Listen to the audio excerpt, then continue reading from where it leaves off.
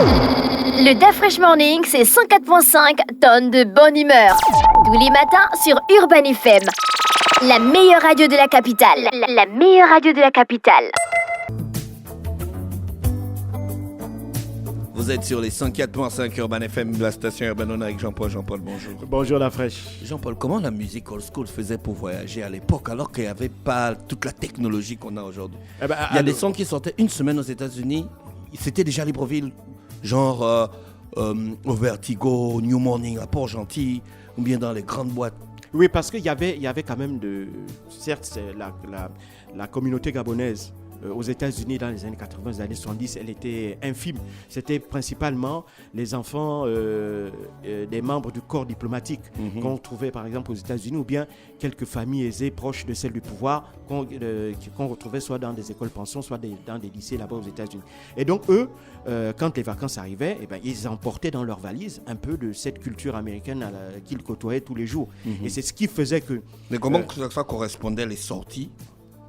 On dirait que les sorties correspondaient au moment de voyage. Mais oui, mais là aussi, tu vois que derrière c'est là où tu vois que dans l'industrie musicale, il y a des gens qui sont intelligents, qui sentent que, comme dans les vêtements, il y a des saisons. Donc, dans la musique aussi, il faut créer des saisons. C'est la raison pour laquelle la plupart des tubes, ils ne durent pas longtemps. Un tube peut durer 1 mois, 3 mois, 1 an, et puis au bout de 2 ans, 3 ans, il disparaît. Maintenant, ceux qui deviennent ce qu'on appelle des classiques, c'est-à-dire des chansons incontournables, il y en a très très peu qui arrivent à comme ça traverser l'ère du temps.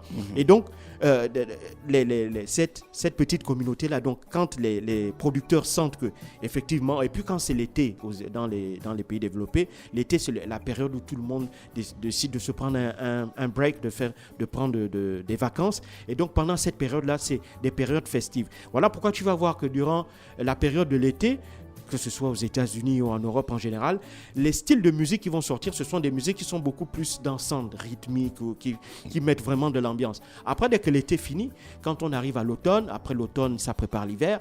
Et puis là, maintenant, on va aller dans des styles beaucoup plus doux. Pendant, par exemple, si on prend durant l'hiver, on ne va pas mettre des chansons qui dansent. Si tu écoutes, par exemple, les chansons de Noël, la plupart du temps, ce n'est pas des chansons qui font boum boum. C'est des chansons beaucoup plus douces, posées et autres. C'est des chansons qui sont proches un peu des chansons, des cantiques religieux, parce que c'est des chansons avec des rythmes très très apaisés. Donc, et ensuite, quand l'hiver finit, le printemps arrive, donc on se prépare à l'été, donc on recommence encore avec un nouveau style de musique qui va revenir avec beaucoup plus dynamique, qui bouge un peu plus. Et donc, comme durant l'été, les musiques qu'on écoutait aux États-Unis, c'était des musiques très très chaudes. Et puis, il faut aussi savoir qu'à l'époque du hip-hop, je veux dire, les producteurs dans les années 80-90, ils n'avaient pas la possibilité de sortir un son chaque mois ou tous les 2 ou 3 mois. Un artiste, donc, ils calculaient les sorties. Exactement. Et quand ils calculaient les sorties, il fallait faire très attention à la période où l'album était mis sur le marché, parce qu'il fallait que rapidement le producteur puisse rentrer non seulement dans ses frais, mais en plus, si l'album cartonnait à sa sortie, il y avait une garantie que après, il y a toute une industrie qui se met en place. Par exemple, les tournées. Tu vois, non. Donc, si l'album cartonne dans les clubs, il va cartonner à la radio. Ensuite, l'artiste pourra être booké pour des salles et ensuite, il pourra faire une tournée. Et donc, tu vois qu'il y a toute une industrie derrière avec des annonceurs et autres qui vont venir se greffer. Et donc, ça va permettre aussi à l'artiste de gagner en autorité pour qu'il ait plus de moyens pour faire un album de meilleure qualité la fois suivante. Et ça arrivait chez nous comment? Mais, principalement grâce à la compagnie aérienne Air Gabon. Parce qu'il ne faut pas l'oublier. Et j'avais lu une étude, par exemple, qui était sortie au milieu des années 2000, qui montrait une véritable corrélation entre le dynamisme, par exemple, de l'industrie de la musique congolaise et Air Afrique. C'est-à-dire que tant que Air Afrique existait, on voyait que les artistes congolais, je parlais de Congo-Kinshasa et même Congo-Brazzaville, vendaient énormément de tubes. Pourquoi? Parce que la plupart de ces artistes-là enregistraient à Paris, et donc c'est personnel navigant commercial, donc les hôtesses de l'air, les stewards et autres, qui eux ne payent pas les droits de douane pour lesquels on ne vérifie pas. Donc c'était eux qui transportaient les CD, ils achetaient les CD, parce que quand les CD étaient enregistrés en France, ils étaient vendus en France, on ne pouvait pas les vendre en Afrique. L'acheminement était long. L'acheminement était long et puis les producteurs en Afrique n'avaient pas les moyens de faire ça, parce qu'il faut payer le transport, la douane et tout ça. Donc, qu'est-ce que les personnels navigants commerciaux faisaient? Eux, ils ne payaient pas de droits de douane, eux, ils n'avaient pas pas de limitation en termes de bagages. Donc, ce qu'ils faisaient, ils ont senti qu'il y avait un business là à se faire. Et bien, ils achetaient les CD à Paris et ils venaient les revendre dans leurs pays respectifs, en l'occurrence à Kinshasa. Et les gars prenaient un CD, multipliaient. Et là, ils multipliaient la piraterie, voilà. Mais si tu veux la piraterie, quand tu vois le prix de vente du billet, du CD, et quand tu vois le prix du CD lui-même original, on voit que dans la chaîne, en fait, la piraterie n'atteignait pas une proportion qui menaçait, si tu veux, la rentabilité de l'album. Donc tu vois, c'est pas comme en Europe où il y a une piraterie telle qui a une masse critique déjà qu'elle a et qui menace l'industrie en elle-même. Or, si tu veux, la piraterie chez nous, elle est vraiment embryonnaire, quoi. Et donc elle ne menace pas en vérité le marché en lui-même du disque. Et c'est ça qui s'était passé. Donc ces personnels navigants commerciaux emmenaient les disques et les revendaient sur place. Et donc ça permettait à la fois aux artistes de rentrer dans leur investissement, de récupérer leur investissement, et aussi ça leur permettait à la fois de se faire un nom sur le plan local, mais aussi au plan auprès de la diaspora qui vivait en France. Et puis comme tu sais, Air Afrique passait par plusieurs pays, donc ces personnels navigants avaient le temps de vendre dans plusieurs pays. C'est comme ça que des artistes comme Koffi Olomide, comme Sam Fantomas et autres dans les années 90, Papa Wemba, sans être jamais allés en Côte d'Ivoire, leurs albums étaient écoutés en Côte d'Ivoire, étaient écoutés au Sénégal, étaient écoutés au Mali, étaient écoutés au Gabon, étaient écoutés au Cameroun. Tu vois, non? Grâce à la compagnie Air Afrique, parce que Air Afrique desservait les capitales de tous ces pays-là.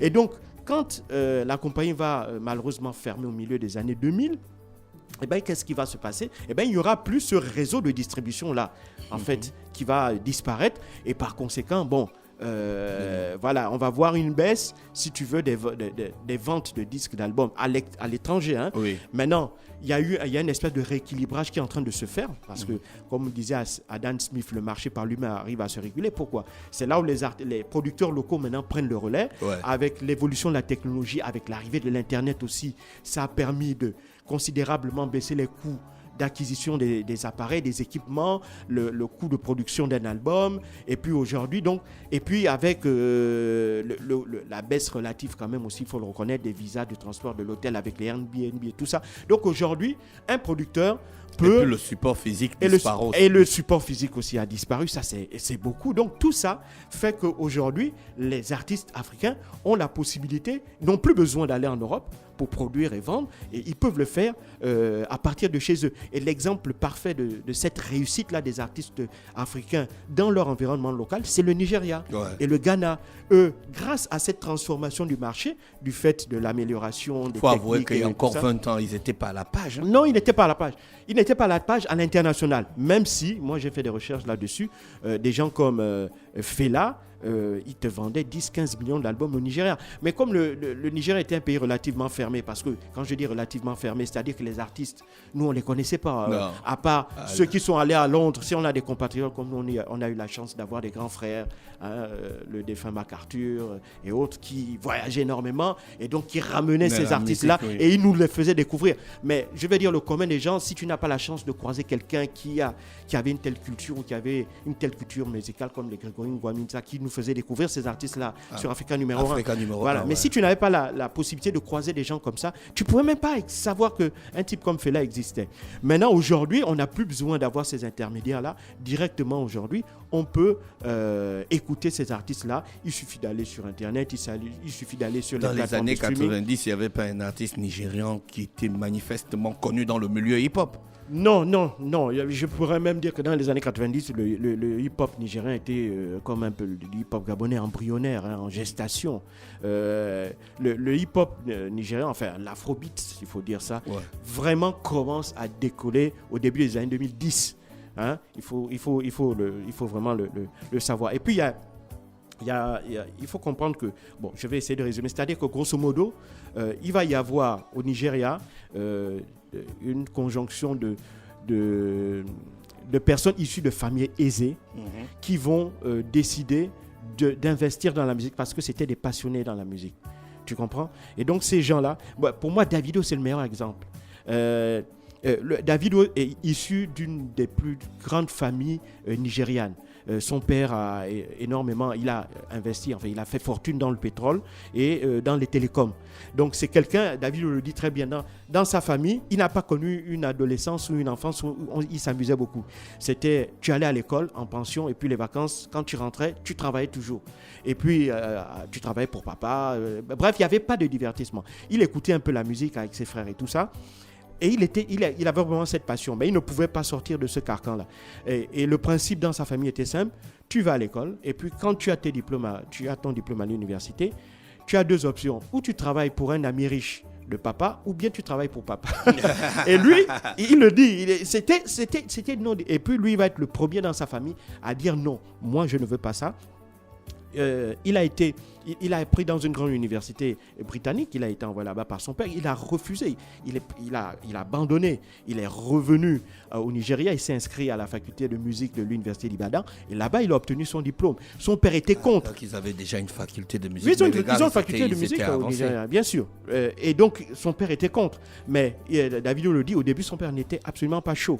Mais quand il va voir que effectivement la musique de son fils prend, et les dollars rentrent, là c'est l'homme d'affaires qui voit, il voit effectivement que son fils a une activité rentable et voilà, il peut bien gagner sa vie avec. C'est là où son père a changé. Quand je dis ça, c'est que je veux dire que Davido, il est venu avec les moyens qu'il avait. Il a pu croiser des producteurs de génie et ensemble, lui, il met ses moyens, il met ses talents de chanteur et puis il croise comme Don Jay-Z. Don Jay-Z n'est pas issu d'une famille aisée, mais c'est la conjonction de ces deux personnes-là qui ont ensuite donné ce qu'on a aujourd'hui. Voilà.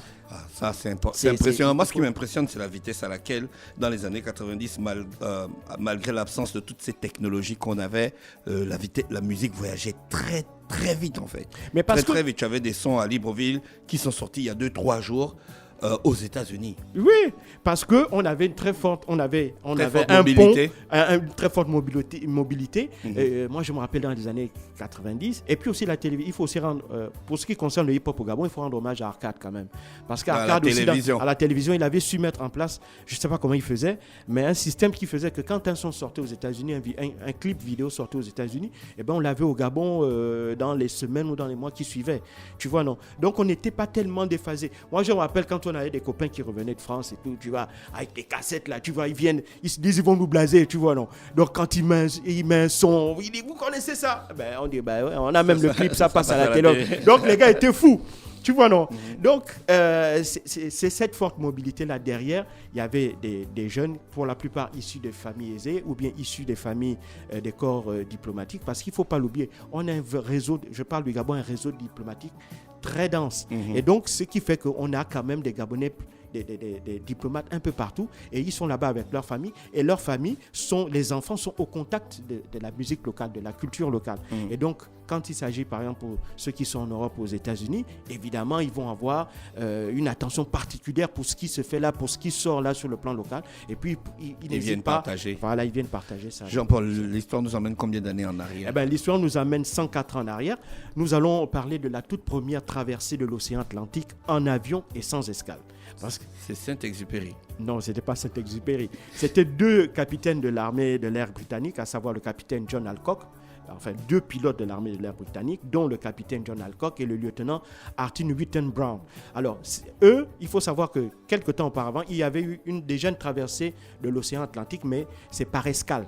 D'accord? Donc, on contournait en fait. Il ne faisait pas un pont, il ne survolait pas la totalité de l'océan Atlantique, mais il partait d'escale de pays en pays et puis on contournait, si tu veux, l'océan Atlantique pour le traverser. Or là, eux, ils vont faire une ligne droite. Une ligne droite. C'est-à-dire qu'ils vont partir de Terre-Neuve au Canada pour atterrir en Irlande. Et donc, ils vont décoller le 14 juin 1919 pour atterrir. Ils vont partir de Terre-Neuve au Canada et ils vont atterrir dans la vallée de Connemara en Irlande le 15 juin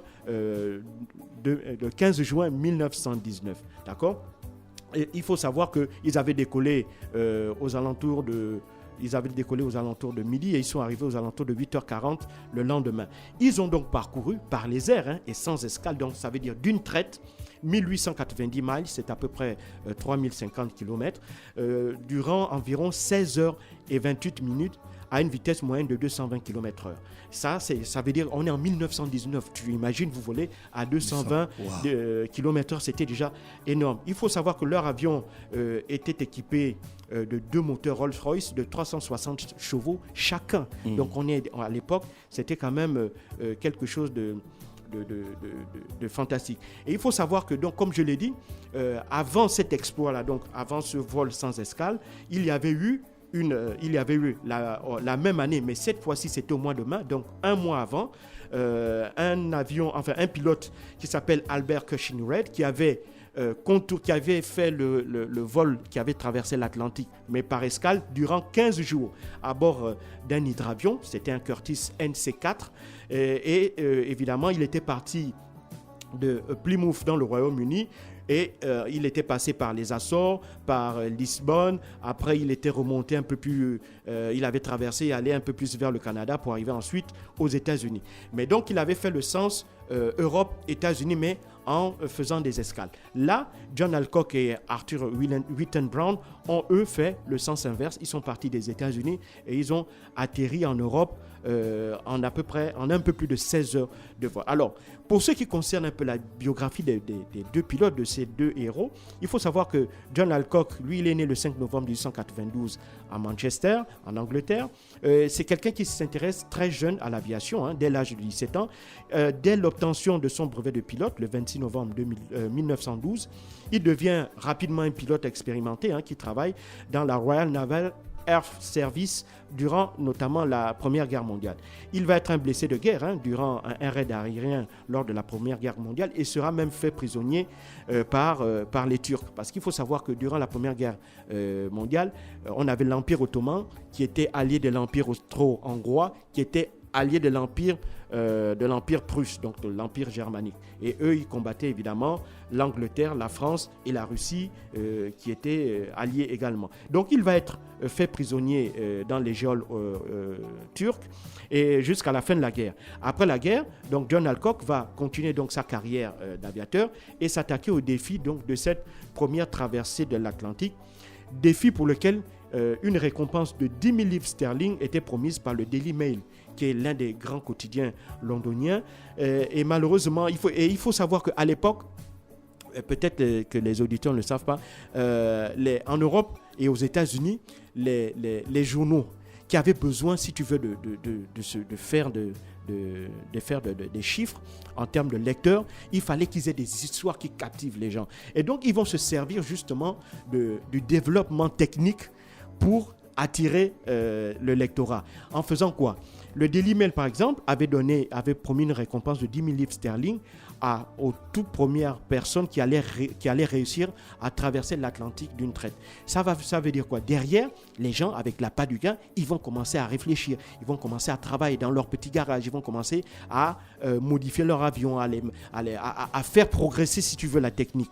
Et que ce soit pour la traversée transatlantique, que ce soit pour la traversée transpacifique, que ce soit pour partir d'un bout à l'autre des États-Unis en une... Donc, les journaux vont proposer comme ça aux ingénieurs, aux pilotes, une série de défis comme ça. Et ces défis-là vont être de véritables moyens d'émulation pour ces gens-là, pour faire développer la technique dans ce domaine-là, en l'occurrence. Oui, la technique, mais aussi le transport du courrier. Exactement, tout ça. Donc, les journaux devaient arriver plus vite. Voilà, parce que derrière, ce n'était pas bête. On ne mettait pas 10 000 livres sterling pour rien. Parce que non seulement il y avait ce volet-là, où on allait pouvoir narrer un récit extraordinaire de quelqu'un qui a fait quelque chose que nul autre n'a fait avant, mais aussi on allait pouvoir mettre en place une logistique qui allait servir à l'entreprise pour gagner encore un peu plus d'argent en termes de vente de numéros. Et donc, pour ce qui concerne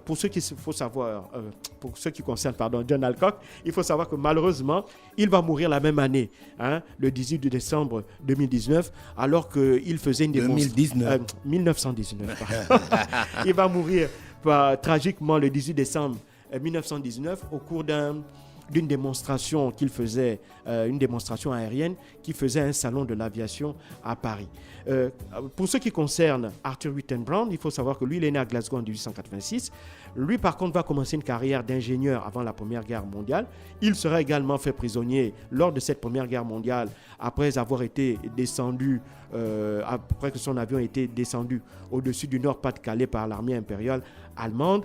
Et par l'armée impériale allemande en 1915, alors qu'il était observateur de l'artillerie au sein de la Royal Flying Corps. Parce qu'il faut savoir que tu avais des gens qui pilotaient les avions, mais qui n'avaient pas de bombes. Il fallait voir les positions des ennemis. Et donc, c'était ce qu'on appelait des observateurs. Bon, ça existe encore aujourd'hui, mais on appelle ça des avions espions qui vont à des altitudes très élevées pour prendre des photos. C'était un peu ça, son rôle. Et donc, lui aussi, son avion aura été abattu au-dessus du Nord-Pas-de-Calais. Il sera fait prisonnier en 1915. Il restera dans les prisons allemandes jusqu'en 1917. Et lorsqu'il revient en Grande-Bretagne, il va tout naturellement continuer à développer ses talents dans la navigation aérienne. Et c'est tout à fait par hasard, pendant qu'il visitait une firme aéronautique qui était située dans la ville de Vickers, qu'on va lui demander s'il voulait être le navigateur du vol transatlantique pour lequel John Alcock avait déjà été choisi comme pilote. Lui, à la différence de John Alcock, il va vivre, enfin il va décéder le 4 octobre 1948. Alors, pour ce qui concerne le vol en lui-même, c'était quand même un vol assez risqué, parce que les deux hommes vont faire face à tellement de problèmes. D'abord, il faut savoir que ils volaient en moyenne à une altitude de 3700 mètres. Ils avaient embarqué plus de 3 tonnes de carburant, c'est quand même énorme, parce que pour faire ces milliers de kilomètres là, ces plus de 3000 miles là, il fallait énormément de carburant. Et il faut savoir que durant le vol, parce qu'ils ont volé pendant plus de 16 heures, ils ont frôlé la catastrophe à plusieurs reprises, parce qu'ils ont dû faire face à des problèmes d'avarie moteur. Ils ont dû faire face notamment à des problèmes de brouillage, à des problèmes liés à la neige et à la glace, parce qu'ils vont croiser 2 tempêtes durant ce voyage-là, une tempête de grêle et une tempête de glace. Et quand ils ont traversé la tempête de neige et la tempête de glace, les moteurs étaient tellement chargés de neige et de glace qu'il aura fallu, ça c'est extraordinaire, ils sont à des milliers de mètres en haut. Arthur Witten Brown va quitter le cockpit, parce qu'il faut savoir que le cockpit aussi était ouvert.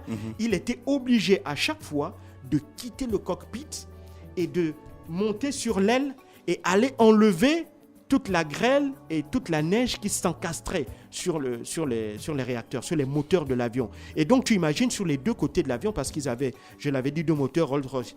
Donc, tu imagines qu'à chaque fois, lorsque la grêle et la neige risquaient déjà aussi d'alourdir l'avion et donc de les faire tomber, il fallait donc à chaque fois qu'il aille et enlever manuellement toute cette grêle et toute cette neige-là qui s'encassait sur le moteur. Donc c'est vraiment quelque chose d'extraordinaire. Et pour ce qui concerne John Alcock, c'était pas facile non plus, parce que lui, ils arrivaient, comme ils ont volé pendant 16 heures, ils ont volé donc en pleine tempête, à des moments où la visibilité était nulle, ils ne voyaient absolument rien du tout. Imaginez que vous êtes en pleine tempête de neige ou bien vous êtes en pleine tempête de grêle et donc vous ne voyez absolument rien du tout. Donc en fait le pilote, il ne sert à rien, il ne sert qu'à maintenir l'avion fonctionnel. Et c'est là où les talents justement du navigateur aérien Arthur Witten Brown sont vraiment extraordinaires, parce qu'il va être capable de, dans ce flou total-là, être capable de garder le cap et de pouvoir guider l'avion vers sa destination. Il faut savoir que lorsqu'ils vont atterrir en Irlande, ils vont atterrir sur un terrain qui était marécageux. Et donc, même à l'atterrissage, ils auraient pu se tuer parce que le terrain est marécageux et donc, en fait, ils ne peuvent pas atterrir. Donc, ils ont atterri d'une traite. C'est comme si c'était un obus. Quand ils ont touché le sol, et ils sont tombés comme un obus. Et donc, l'avion s'était sérieusement endommagé, mais grâce à Dieu, ni l'un ni l'autre, aucun des passagers, ni le pilote, ni son navigateur n'ont été blessés. Alors, donc les 2 hommes vont être évidemment portés et traités en héros après cet exploit. Hein. Ils vont même être faits chevaliers au palais de Buckingham à Londres par le roi George V quelques jours après. Pour ceux qui vont à Londres, il faut savoir que par exemple, à l'aéroport d'Heathrow, à Londres, le plus grand aéroport d'Europe, on a érigé, il y a une statue à leur effigie pour commémorer leur vol à l'entrée même de l'aéroport. Et il faut aussi savoir qu'on a placé un monument sur le lieu même où les 2 pilotes avaient atterri. Et en 2013 même, un écrivain irlandais très célèbre qui s'appelle Colum McCann avait même écrit un roman pour revenir sur ce récit-là. Donc je l'avais dit, malheureusement, Alcock, lui, il est décédé quelques mois plus tard, en 2019, alors que Whitman, lui, va décéder en 1948. Leur exploit va, durant des années, faire les choux gras vers être racontés en Europe et aux États-Unis, jusqu'à ce que leur exploit en 1927, c'est pas longtemps, en 1927, leur exploit va être éclipsé par celui de Charles Lindbergh, parce que lui va être le premier homme à réaliser le vol transatlantique tout seul, tout simplement. Donc, et donc, comme lui va réaliser le même exploit, mais il va le faire seul. Et comme aussi, il ne faut pas l'oublier, si tu veux, les Américains, ils voulaient damer le pied en Europe. Ça leur faisait mal de savoir que les Européens avaient pu réussir un tel exploit. Et donc, quand Charles Lindbergh, lui, américain, va réussir l'exploit de faire la même traversée, mais tout seul, eh bien, les Américains, toute la machine médiatique va se mettre en branle. Et c'est comme ça que ça va éclipser, évidemment, le vol transatlantique d'Alcock et de Brown. Merci Jean-Paul pour le brin d'histoire ce matin sur les 104.5 Urban FM, la station urbaine dans le Da Fresh Morning. On va en musique et on se retrouve juste derrière avec René Ruth. Le Da Fresh Morning, c'est 104.5 tonnes de bonne humeur. Tous les matins sur Urban FM. La meilleure radio de la capitale. La meilleure radio de la capitale.